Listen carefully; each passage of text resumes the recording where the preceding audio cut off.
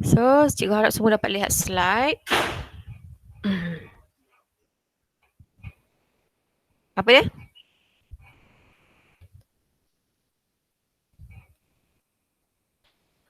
Ada yang ada masalah nak masuk ke?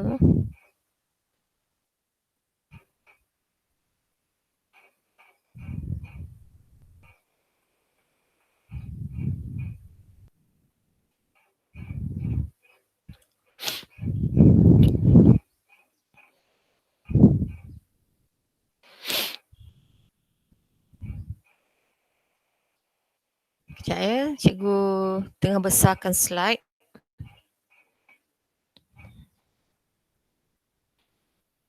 Okey, so hari ni sikit saja dia punya subtopik, macam mana adaptasi dan keupayaan sistem respirasi terhadap manusia saja. So apa yang awak lihat dekat sini adalah gambar rajah di mana orang sedang menyelam, scuba diving di bawah dasar laut. Dan setiap kita punya laut mempunyai kedalaman yang berbeza. Okey, dalam dia tak sama. Jadi, tekanan di dasar laut adalah jauh lebih tinggi berbanding tekanan atmosfera di permukaan bumi. Okey, maksudnya walaupun awak berada di bawah permukaan air, bawah laut, tapi sebenarnya tekanan dia adalah lebih tinggi.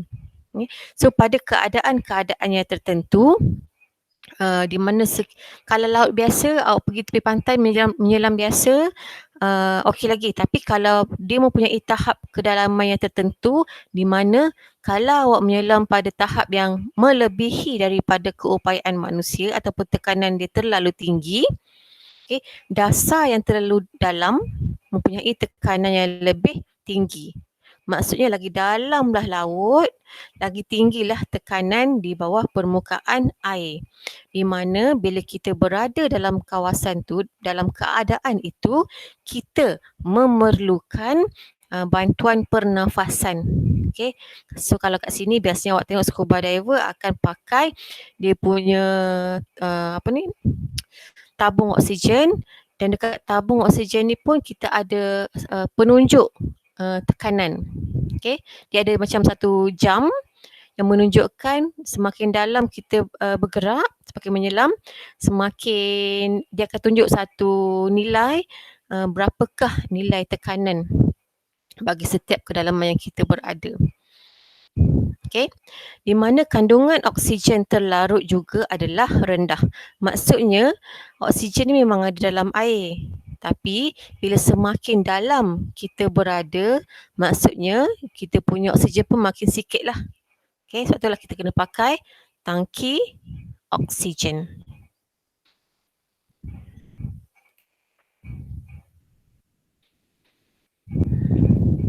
Okay, apa jadi sebenarnya kalau kita tak cukup oksigen, kalau kita tak ada pakai bantuan tangki oksigen ni? Okay, sekiranya boleh jadi lemas. So pada keadaan yang tertentu, manusia bila berada pada sesuatu dasar yang terlalu dalam, kandungan oksigen dia tak pekat ataupun sikit.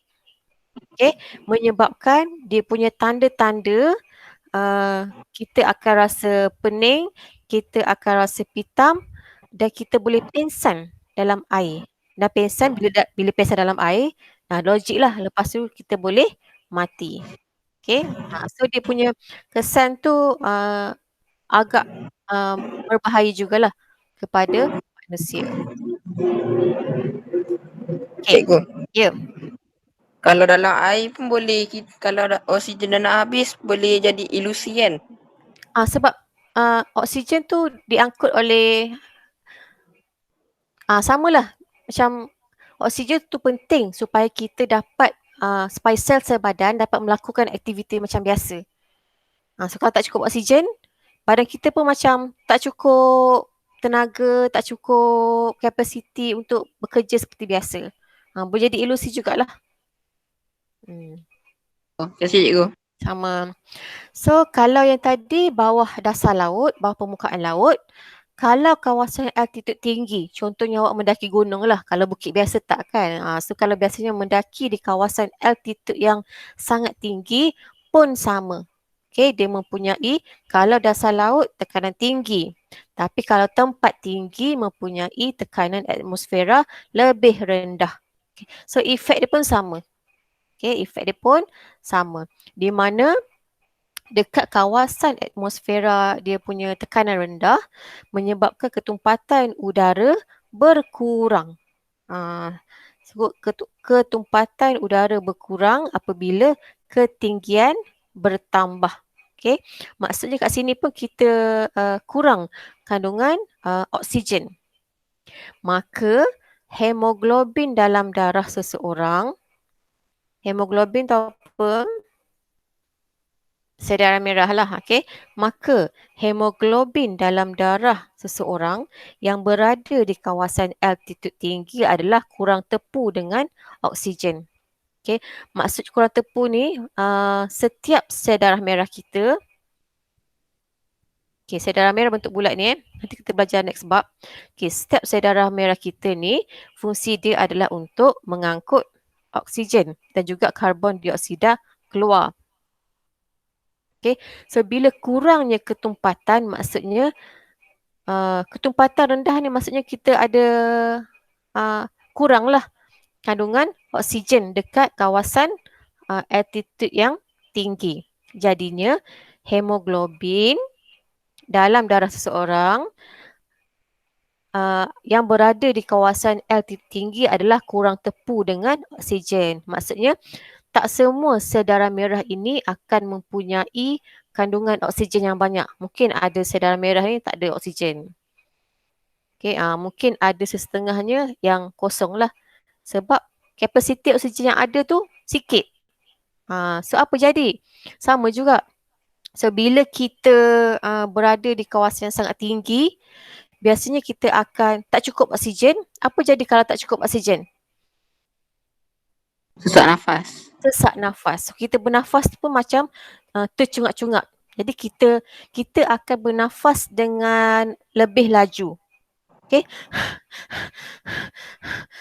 Okay, kenapa kita bernafas dengan lebih laju? Sebab badan kita tak cukup oksigen. So badan kita akan bereaksi supaya kalau kita semakin bernafas dengan lebih laju, semakin banyak oksigen akan diserap masuk ke dalam sistem respirasi.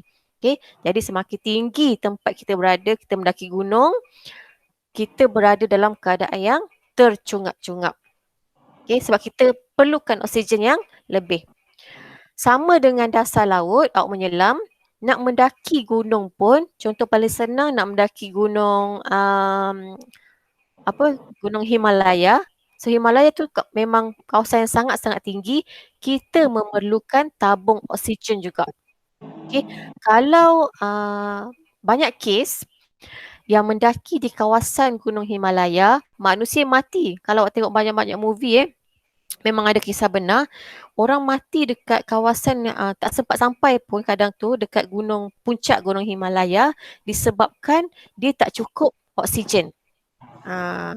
So sebab itulah kalau orang pergi mendaki Gunung Himalaya, dia biasanya akan upah orang tempatan, nama dia Sherpa, untuk mengangkut tong-tong oksigen ataupun tangki oksigen yang standby. Okay. Sebab ramai kes kematian bukan sebab dia tak cukup stamina, tapi adalah disebabkan oleh tak cukupnya oksigen yang dibawa.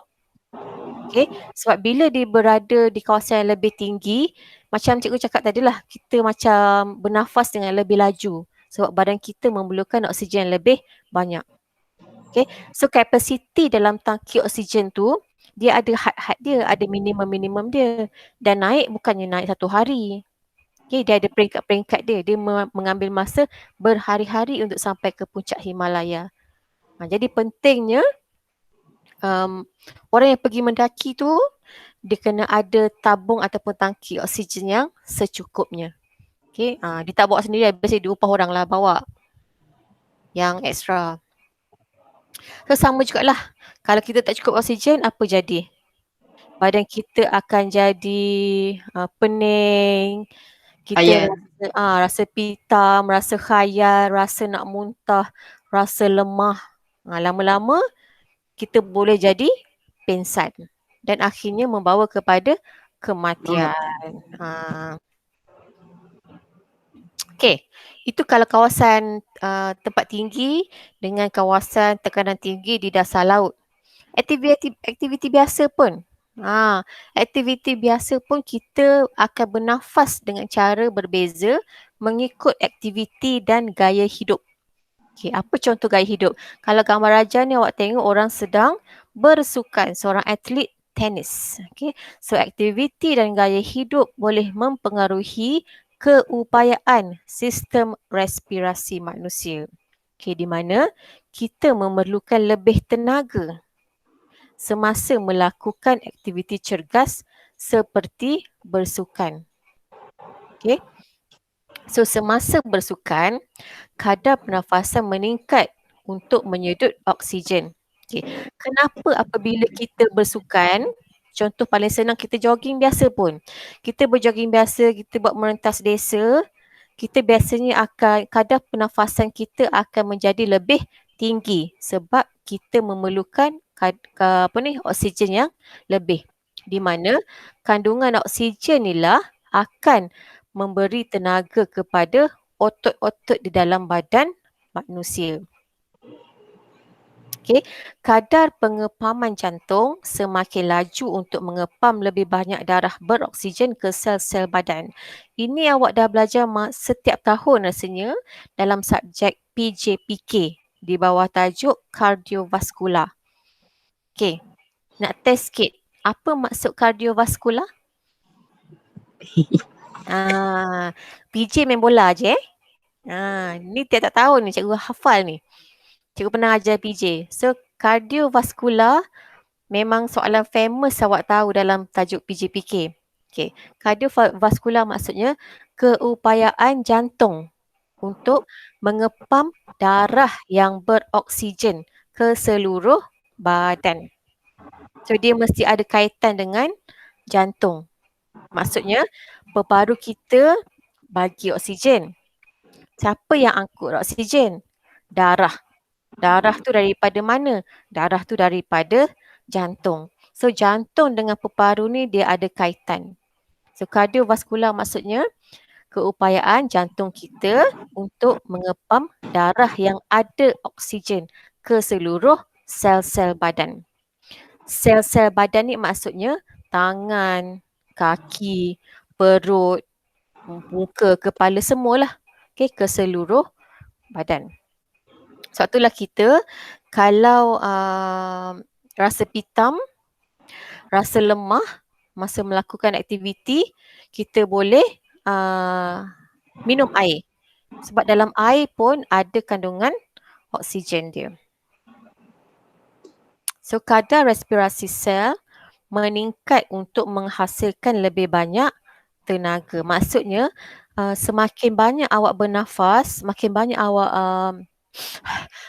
inhale tu, okay, dia akan menghasilkan lebih banyak tenaga hasil daripada darah yang beroksigen tadi.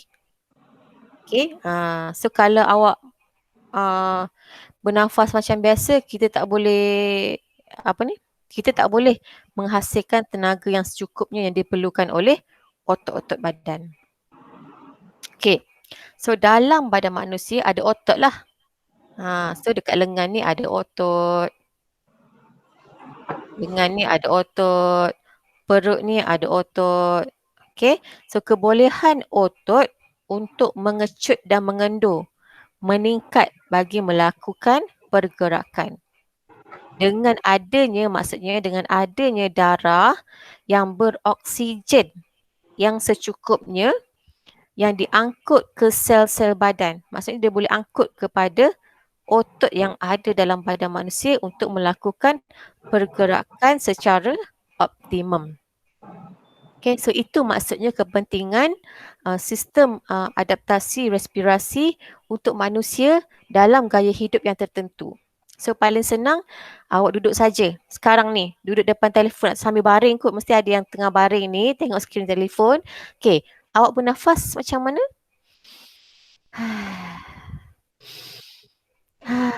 Relax je kan? Cuba kalau cikgu suruh awak lari ke dapur, lepas tu balik semula ke tempat awak sekarang. Apa yang jadi? Awak akan bernafas dengan lebih laju kan? Laju sikit. So itu bezalah. Itu maksudnya adaptasi respirasi dalam aktiviti dan gaya hidup. Okay, ini adalah contoh penyakit anemia.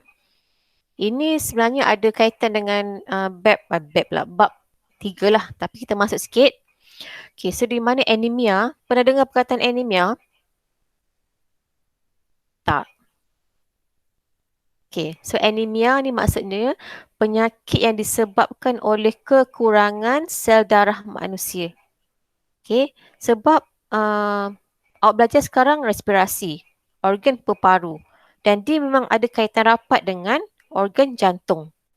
Macam cikgu cakap tadi, kardiovaskular maksudnya keupayaan jantung untuk mengepam darah yang beroksigen yang diperolehi daripada peparu itu sendiri. Okay, di mana anemia ni adalah penyakit yang disebabkan oleh kurangnya sel darah merah dalam badan manusia. Kenapa? Sebab sel darah merah ni fungsi dia untuk mengangkut oksigen. Okay, mengangkut oksigen ke dalam badan manusia yang diperlukan oleh sel-sel badan. Okay, mungkin juga anemia disebabkan oleh dia ada sel darah merah. Tapi sel darah merah dia tak sempurna. Sel darah merah dia bentuk macam kuih puteri mandi. Dia macam ada lekuk sikit. Dia macam ada dalam sikit lah. Okay. So mungkin ada kecacatan pada sel darah merah tu, dia bentuk melepeh ke. Maksudnya dia tak boleh bawa oksigen dengan lebih cekap. Okay. Hal ini mengurangkan keupayaan darah untuk mengangkut oksigen ke sel-sel badan untuk proses respirasi sel. Contoh kalau awak naik basikal ada yang tempat pengendong kat belakang. Okay, awak basikal boleh bawa orang kat belakang. Okay. Apa jadi kalau basikal awak tu memang tak ada penggendong? Ada basikal lajak je. Boleh gendong orang tak? Tak boleh kan?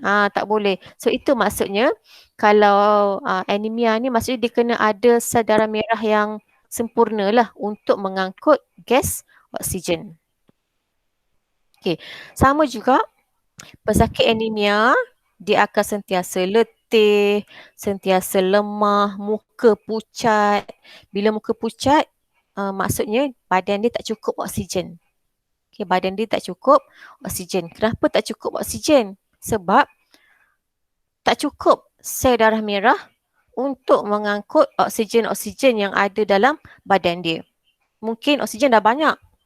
Peparu dah ngepam banyak oksigen, tapi tak ada pula sel darah merah yang secukupnya untuk mengangkut oksigen-oksigen yang ada. Sebab itulah kita jadi semakin lemah, tak cukup tenaga, rasa pitam, rasa mual, rasa nak muntah. Okay, ni penyakit dia lah. Nama dia anemia sel sabit. Bentuk dia macam gini. Sel darah merah patutnya bulat, tapi yang cacat dia bentuk sel sabit. Okay. Ni rupa dia. Okay, sel darah merah dia ada lengkung sikit. So yang cacat dia bentuk sel sabit. So maksudnya dia tak boleh lah nak angkut gas oksigen dengan sempurna, dengan cekap. Okay, so itu saja untuk pagi ni. Macam mana manusia boleh berubah dia punya sistem respirasi mengikut keadaan-keadaan yang tertentu. Tempat tinggi, dasar laut dan juga tempat biasa, tempat darat. Cuma bezanya aktiviti yang dijalankan oleh manusia. Okay, ada soalan setakat ni? Tak ada cikgu. Oh, dah mahir lah ni. Okay, so kalau tak ada soalan, kita sambung buat latihan muka surat, latihan formatif 2.4 tadi. Okay, awak sambung soalan 4 dengan soalan 5. Okay, soalan 4 maksudnya, cikgu terang dulu. Apakah kepentingan senaman dalam mengekalkan sistem respirasi yang sihat? Awak rasalah, kenapa orang yang sihat Dia tak boleh duduk saja. Dia kena juga mengamalkan senaman. Kenapa? Apa pentingnya? Sebab kalau dia tak melakukan senaman, otot-otot dia mengecut. Sebab kalau dia tak melakukan senaman, otot-otot dia mengecut. Lagi. Ada tak lagi? Kenapa dia kena bersenam? Kenapa dia kena pastikan otot dia tu tak mengecut? Macam mana, apa yang boleh menyebabkan otot-otot dia tak mengecut? Nanti sakit badan, sakit-sakit. Selain otot tu dah betul, kenapa perlu otot tu mengecut, mengendur? Apa yang menyebabkan otot tu mengecut, mengendur? Uh, Dia gerak. Ah, ah. Kenapa kita kena exercise? Ni soalan kebat jugalah ni. Kenapa kena exercise? Baru kita sentiasa sihat. meningkatkan kadar kemampuan badan, Kadar kemampuan apa? stamina, tenaga kita, otot kita. Tenaga datang daripada mana? Daripada jogging. Banyak soalan je ke? Cikgu nak suruh awak ada idea. Betul lah tu, cuma poin-poin apa? Untuk meningkatkan kadar apa? Kita belajar pasal apa ni? Kadar apa? Kadar respirasi. Kadar respirasi. Kenapa nak meningkatkan kadar respirasi? Awak buat kaitan dengan tenaga tadi. Kenapa? Sebab daripada sistem respirasi yang baik dapat menghasilkan